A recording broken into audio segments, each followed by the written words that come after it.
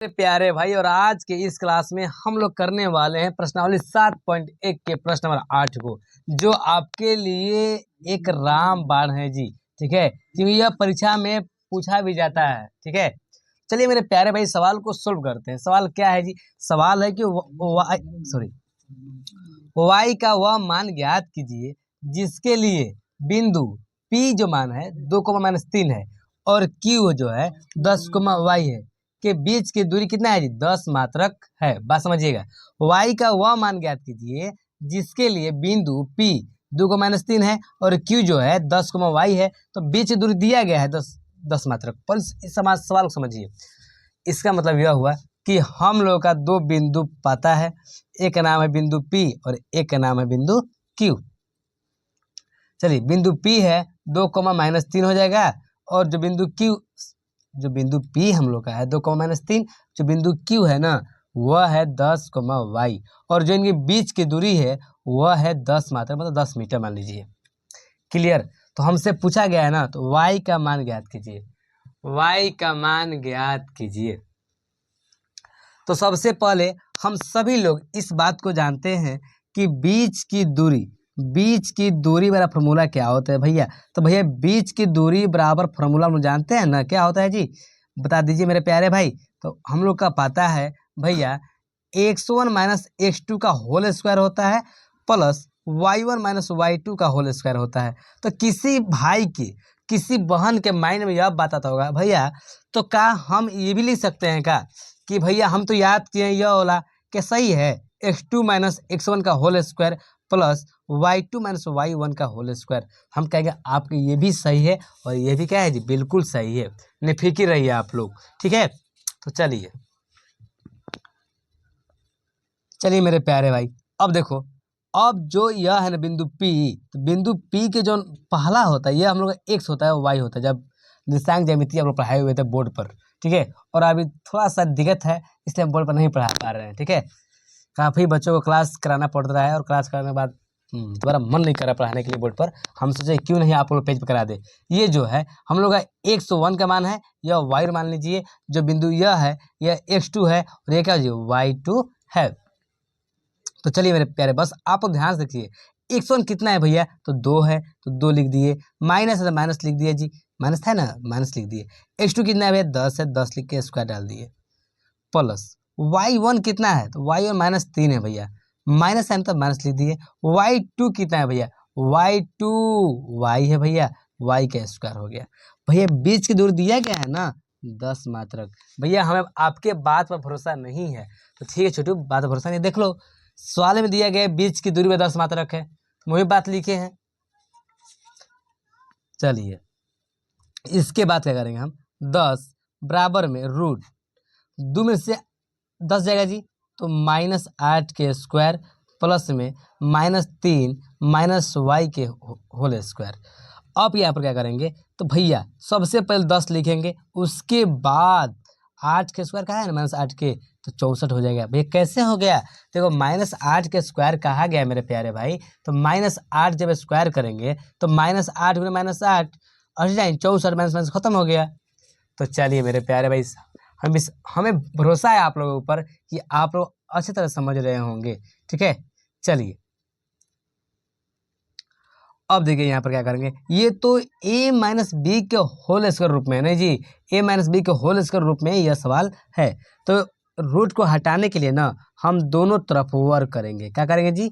दोनों तरफ वर्ग करने पर, क्या वर्ग करने पर मेरे प्यारे भाई, वर्ग करने पर ध्यान से देखिएगा आप लोग, वर्ग करने पर जब दोनों तरफ वर्ग करेंगे तो 10 के स्क्वायर हो जाएगा और रूट में 64 प्लस में -3 y के क्या हो जाएगा स्क्वायर, और इनके ऊपर स्क्वायर हो जाएगा। तो स्क्वायर से रूट क्या होता है? खत्म हो जाता है। तो 10 का स्क्वायर करना कितना हो जाएगा जी? 100 हो जाएगा। कितना बच गया? 64 प्लस में -3 y का होल स्क्वायर। बस अब इनको ना a - b के रूप में तोड़ देना है। ये जो है हम लोग का है यह a का मान है, ये जो है हम लोग का b का मान है। तो हम सब लोग जानते हैं कि भैया a - b के होल स्क्वायर फॉर्मूला मालूम बा का होला बबू? तो हम भैया ने मालूम बा कि a - b के होल स्क्वायर जब रहेला ना ए रूप में कौन सवाल रहेला, तो हमने के a के स्क्वायर प्लस में बी के स्क्वायर माइनस में 2ab कर लीजिए, ठीक ना। हम लोग भैया जाने नहीं जाए कि ए के स्क्वायर प्लस बी के स्क्वायर माइनस 2ab। ध्यान समझिएगा मेरे प्यारे भाई। चलिएगा, ए के स्क्वायर मतलब -3 के स्क्वायर प्लस में बी के स्क्वायर, बी के स्क्वायर ये फॉर्मूला होता है। आप लोग माइनस भैया माइनस में तो माइनस लिखिए ना, नहीं प्लस बी स्क्वायर होता है माइनस में 2a, ए कितना है जी -3 है, बी कितना है जी y है। तो चलिए मेरे प्यारे भाई इस बात को समझते हैं। 100 बराबर में 64 प्लस में जब -3 के स्क्वायर करेंगे ना 9 आ जाएगा, क्या कि -3 को -3 हो जाएगा। देखिए यहाँ पर थोड़ा सा कर दे रहे हैं आप लोग को, -3 को -3 तो माइनस माइनस खत्म हो जाएगा जी, तो तरीके 9 हो जाएगा हम लोग का, ठीक है। चलिए प्लस वाई के स्क्वायर, तो वाई के स्क्वायर हो जाएगा जी माइनस, हो माइनस बा, हो माइनस बा, तो माइनस क्या होता है जी प्लस हो जाता है, प्लस हो गया 3 दूनी के 6y। बात समझ रहे हैं ना मेरे प्यारे भाई। हाँ भैया बात तो समझ रहे हैं, पर हम लोग का थोड़ा सा डाउट है। डाउट क्या है भैया, यहाँ पर यार माइनस माइनस लिखिए ना, नहीं छुटवा माइनस है, ये माइनस है तो माइनस क्या हो जाएगा जी प्लस हो जाएगा। तो चलिए 100 हो जाएगा, देखो है 64 प्लस 9 बन हो, तो 64 9 जोड़ दे कितना हो जाएगा वो 64 भैया 9 हमें पता बा कि 73 होला। कैसे 9 4 13 हो गई, 13 के 3 हरना 1 6 1 7, चलो 73 हो गई वो, चल 73 जोड़ देनी प्लस में वाई के स्क्वायर, क्या हुआ वाई के स्क्वायर। बस आप लोग ध्यान से देखिए मेरे प्यारे भाई, तो है ना प्लस में नहीं तो माइनस में, तो 100 माइनस में 73, 100 माइनस में 73 बराबर क्या बच गया, प्लस बनाने क्या बोलो माइनस में, तो 100 माइनस में 73 हो गई वाई के स्क्वायर प्लस में 6y। तो बबू जब 100 में से 73 तो घटा देबो कितना बची भाई, तो भैया हम लोग को मालूम है कितना हो जाएगा जी 27 ना, 10 में 3 जाए 7, 9 में 7 जाए 2 बराबर में वाई के स्क्वायर प्लस में 6y, तो इन्हें प्लस में हो जाए तो माइनस में ना। चलो वाई के स्क्वायर प्लस में 6y माइनस में 27 बराबर में क्या हो जाएगा 0। समझ गए? हाँ भैया समझ गए। तो चलिए अब इसके बाद क्या किया जाता है, तो भैया हम लोग को मालूम है अब इनके बाद ना इन दोनों में गुणा किया जाता है, जो हम लोग अंक प्राप्त होता है उनको गुणनखंड किया जाता है। भैया गुणनखंड कैसे किया जाता है ये तो हम लोग मालूम नहीं है, तो ठीक है पहले ये बात जानिए कि जब 27 में और 1 से गुणा करेंगे 27 आएगा, तो 27 को जब तोड़ेंगे, जब गुणनखंड मतलब होता है उसको भागों में तोड़ देना, 3 से 9 बार में, फिर 3 से फिर 3 बार में, मतलब 3 गुने 3 गुने 3 आ रहा है जी। अब 3 गुने 3 गुने 3 आ रहा है ना, अब इनको ऐसे जोड़े में घटाए ना ताकि हम लोग का 6y आ जाए मेरे प्यारे भाई, 6y आ जाए। तो 3 के 9 में सब 3 घटा देंगे तो कितना आ जाएगा जी 6y आ जाएगा।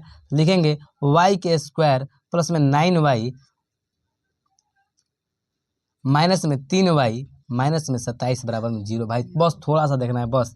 तो y के स्क्वायर देखो अब दोनों में कॉमन का बा, तो भैया y प्लस में 9 हो जाए, ठीक है 9 y दोनों में बा हो माइनस, यहाँ पर कॉमन क्या है जी 3 है जी, तो y हो गया प्लस में क्या हो जाएगा 9 हो जाएगा बराबर में 0। भैया ये कैसे तू लिख लो, देखो 3 के पास हम तीनों बा 27 बा, 3 कॉमन निकाल लेनी है तो y प्लस में 9 हो गई। एक बार इनको अपन संग ले लेते हैं जी, चलिए एक बार इनको अपन संग ले लेते हैं और एक बार इसको अपन संग लिख कर कोष्ट में कर देते हैं, तो y माइनस 3 हो जाएगा और y प्लस 9 बराबर क्या हो जाएगा जी 0 हो जाएगा, ठीक है। चलिए तो अब क्या होता है हम लोग का, तो y माइनस 3 बराबर 0 हो जाएगा जी, y प्लस 9 बराबर 0।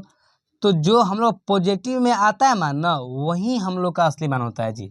जो पॉजिटिव मतलब क्या होला भैया, जो प्लस माइन और मनी है, तो y के मान जब माइनस आ गलो तो ई ना होई और ई का जब हो जाई, लिखल जाई y का मान बराबर क्या बोल जी, अतः y का मान बराबर कितना हो जाएगा जी, दिया था भैया देखो 1 मिनट थोड़ा सा देखा एक बार, इसमें दिया गया है देखो इसमें दिया गया है 10 y, तो भैया y का मान जगह पर तो क्या लिखे 3 ना, यहाँ हो जाए 10,3 क्या होगा 10,3।